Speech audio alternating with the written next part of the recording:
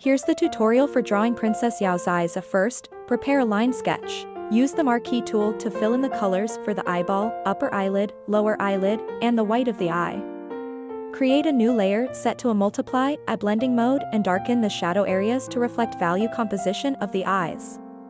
The dark shadow areas of the double eyelid are mainly concentrated at the inner and outer corners, with a slightly narrower area in the middle.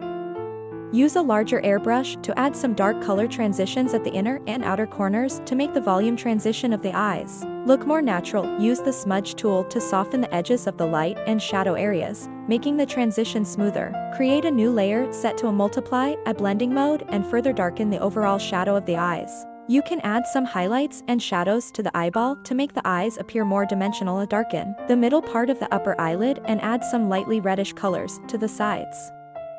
This will make it look more flushed and lively. Add some smaller enclosed areas on the double eyelid to make the volume more prominent. Use a small brush to define the layers of the eyelashes, especially the shape of the transition at the inner corner, which may need smaller brushes. Add some highly saturated red color to the inner part of the lower eyelid to make it more flushed. Extend the outward curl of the eyelashes from the inside. Add some highly saturated colors around the darker central area of the iris, or the overall color might appear dull without some highlights. Draw small highlights above the eyes. Duplicate the layer and adjust the channel mode. After merging the layers, pay attention to the highly saturated color in this area and also make a smooth transition. The upper part of the iris is darker, so add a translucency effect to make the color look more transparent. The lower part of the iris is bright and translucent, so it needs to be brightened even more. Make the highlights more pronounced. This will make the eyes appear more sparkling and clear.